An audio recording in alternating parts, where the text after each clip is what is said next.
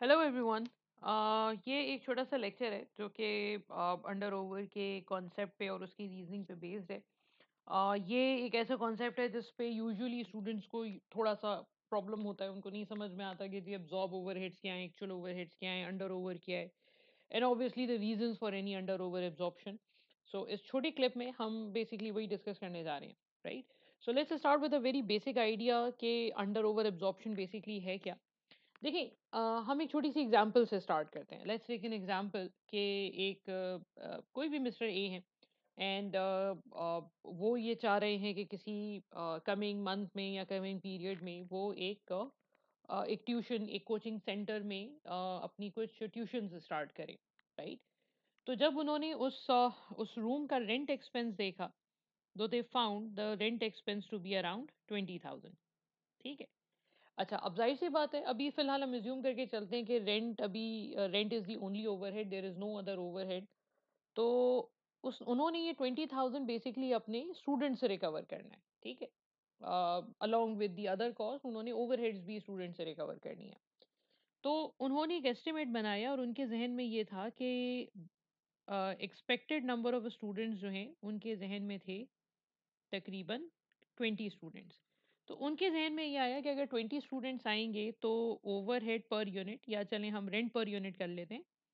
Rent पर student जो वो चार्ज करेंगे, वो होगा तकरीबन 20,000 divided by 20, that is equals to around 1,000 rupees per student. ठीक है? अच्छा, अब ये हुआ और उन्होंने अपना पूरा जो भी सेशन था वो अनाउंस कर दिया। बट अनफॉर्चुनेटली एडमिशन के टाइम पे कोई एक र्यूमर आ गई कि जी इस विजिनिटी में कुछ प्रॉब्लम है, या कुछ कोई टेररिस्ट एक्टिविटी हो गई उस जगह पे, या कोई भी मिसहैप हुआ, कुछ भी प्रॉब्लम हुआ। जो एक्चुअल नंबर ऑफ स्टूडेंट्स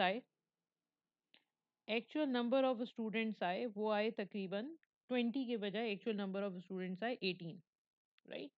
अच्छा, अब हर बच्चे से हम फीस में रेंट का तकरीबन 1,000 रुपीज रिकवर कर रहे हैं। अब ऐसा भी नहीं कर सकते कि हम स्टूडेंट्स को बोलें कि अच्छा चलें, चूंकि नंबर ऑफ स्टूडेंट्स कम हुए हैं तो हम हर स्टूडेंट को बोलें कि चलें भाई आप थोड़े थोड़े पैसे और दे दें। ऐसा पॉसिबल नहीं है, ये रिडिकुलस चीज़ है, ऐसी चीज़ हम नहीं करते। तो अब जो रेंट की कॉस्ट हम रिकवर करेंगे कस्टमर से, वो होगी मल्टीप्लाई बाय पर स्टूडेंट हम 1,000 चार्ज कर रहे हैं।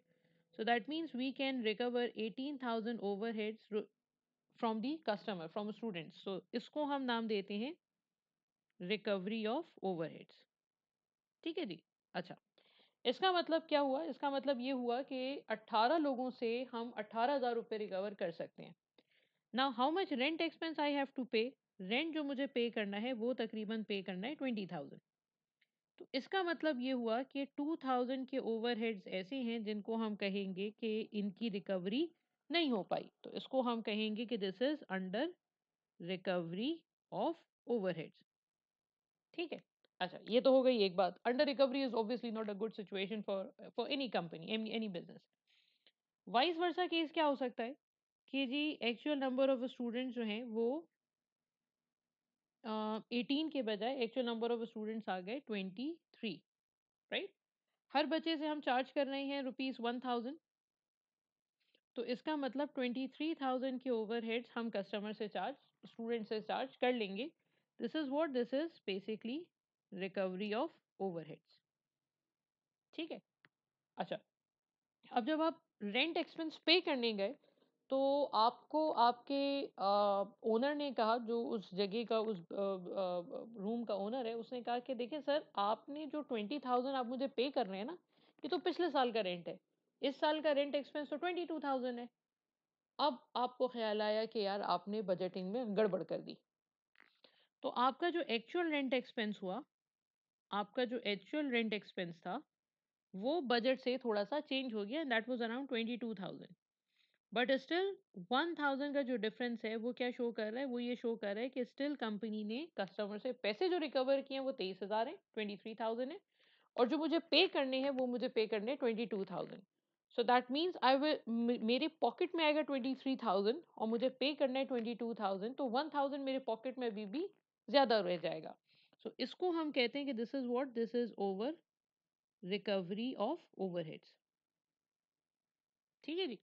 अच्छा, अब यूजुअली जब हम बीकॉम पढ़ते हैं, जब हम अमेरिकन उसमें स्ट्रीम में देखते हैं, तो यूजुअली रिकवरी कवर्ड यूज होता है, अप्लाइड कवर्ड यूज होता है। जब हम ब्रिटिश में जाते हैं तो यूजुअली वो एब्जॉर्ब कवर्ड यूज करते हैं। So this recovery is basically the absorption of overhead, or you can say this is the absorbed overhead, right? This is basically the absorbed overhead, right?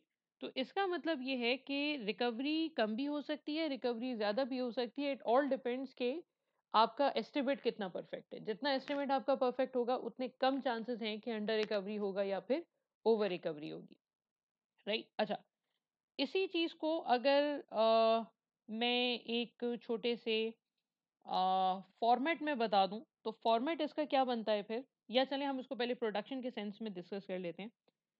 Suppose आपकी इसी चीज को अगर मैं company के perspective से बात करूं, तो बजटेड प्रोडक्शन ओवरहेड्स जो हैं, सपोज वो बजटेड ओवरहेड्स हैं तकरीबन 100,000 के, राइट? और जो बजटेड प्रोडक्शन आपने एस्टिमेट की है, वो प्रोडक्शन आपने एस्टिमेट की है तकरीबन 10,000 यूनिट्स की। So this means what, this means overhead absorption rate जो आएगा वो आएगा तकरीबन $10 पर यूनिट, राइट? इसका मतलब हर यूनिट से आप तकरीबन $10 के ओवरहेड्स रिकवर कर सकते हैं।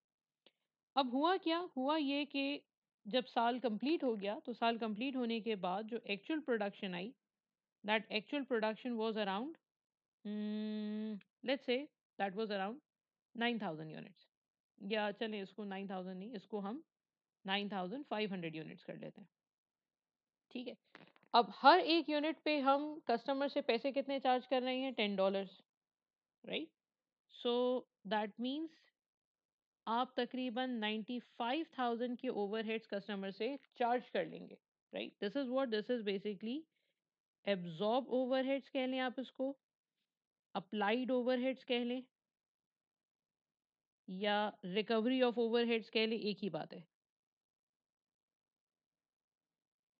राइट? अच्छा, अब मुझे इसको कंपेयर करना है, इतने ओवरहेड्स तो हम कस्टमर से रिकवर कर लेंगे। अब सवाल ये पैदा होता है कि जी मुझे ओवरहेड्स पे कितने करने हैं? तो जो मुझे ओवरहेड्स पे करने हैं, सपोज जो एक्चुअल ओवरहेड्स हैं, वो एक्चुअल ओवरहेड्स आ जाते हैं तकरीबन 1,02,000 के। तो इसका मतलब ये हुआ सर कि $7,000 के ओवरहेड्स की अंडर रिकवरी हो गई, under recovery of overheads, right?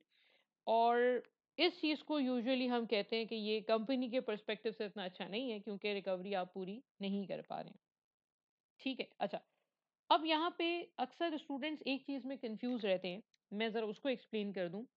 यहाँ पे तीन टर्म्स हैं, एक है एब्जॉर्ब ओवरहेड, एक है एक्चुअल ओवरहेड्स, या चले मैं सीक्वेंस बेहतर कर दूं, एक है बजटेड ओवरहेड्स, एक है एब्जॉर्ब ओवरहेड्स, और एक है एक्चुअल ओवरहेड्स, ठीक है? अब बजटेड ओवरहेड्स, इन तीनों में डिफरेंस क्या है? अक्सर बच्चों को आप ये देखेंगे, अक्सर बच्चों को मैंने देखा है, तो वो यूजुअली इन दोनों चीज़ों को, एब्जॉर्ब और बजटेड को, एक ही मान के चल रहे होते हैं। या अक्सर बच्चे ये कहते हैं कि बजटेड और एक्चुअल का अगर मैं कंपैरिजन कर लूँ तो अंडर ओवर आ जाएगा, which is obviously not the case. तो बजटेड ओवरहेड्स का मतलब ये है कि ये वो एस्टिमेटेड ओवरहेड्स हैं। Budgeted overheads are the estimated overheads जो साल के स्टार्टिंग में हम कैलकुलेट करते हैं। फॉर एग्जांपल हमने 31 दिसंबर 2020 को हमने एक ओवरहेड कैलकुलेट किया, या 2019 में मैंने एक ओवरहेड कैलकुलेट किया कि भाई फॉर 2009 फॉर 2020 इतने ओवरहेड्स होंगे। आप 31 दिसंबर कह लें या 1 जनवरी कह लें, ठीक है? अच्छा, एब्जॉर्ब ओवरहेड्स का मतलब ये है कि ये वो ओवरहेड्स हैं जो हम कस्टमर को चार्ज कर चुके हैं, right?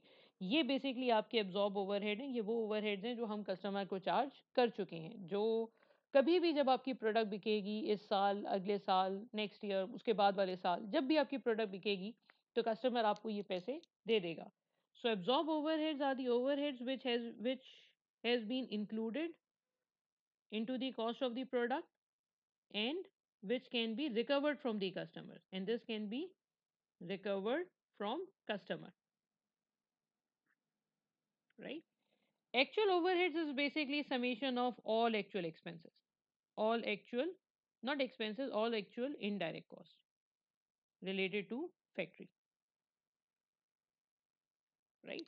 So this is basically just a discussion of the under or over absorption कि under over absorption basically होता क्या है. नेक्स्ट वीडियो में हम इसके ऊपर बात करेंगे कि अंडर ओवर एब्जॉर्प्शन के रीजंस क्या हैं. Till then take care of yourself, have a nice day, अल्लाह हाफिज.